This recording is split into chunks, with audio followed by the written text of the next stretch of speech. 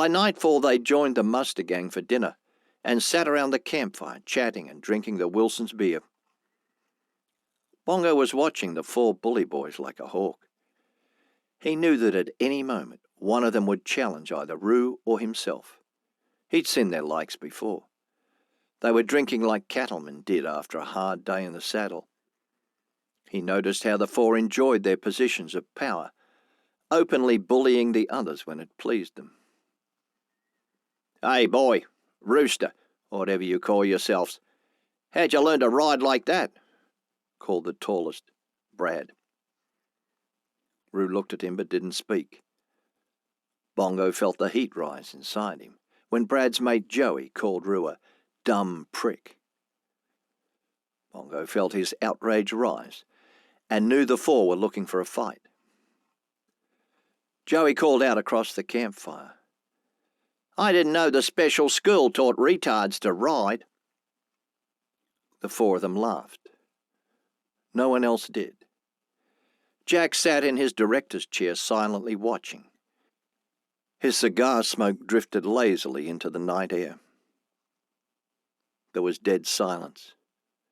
The only movement came from 10 pairs of eyes, watching between Joey, Roo, and Bongo. All that could be heard was the crackle of flames from the campfire. Thinking quickly so that he could protect his silent mate, Bongo stood up and called out in the growing silence. "Why don't you just go fuck yourself, Joey, you asshole?" Bongo smiled, knowing he'd taken the heat off Roo.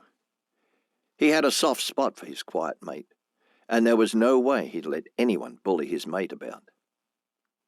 The younger man knew that if he started the fight before the boys were truly drunk, there was a chance someone would step in before it got out of hand and someone was killed. "You prick!" Joey's face flushed bright red in the firelight.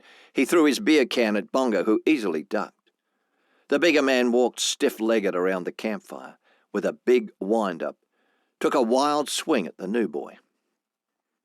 Bongo rocked back on his heels, then cracked his right fist into Joey's chin, sending him flat on his back.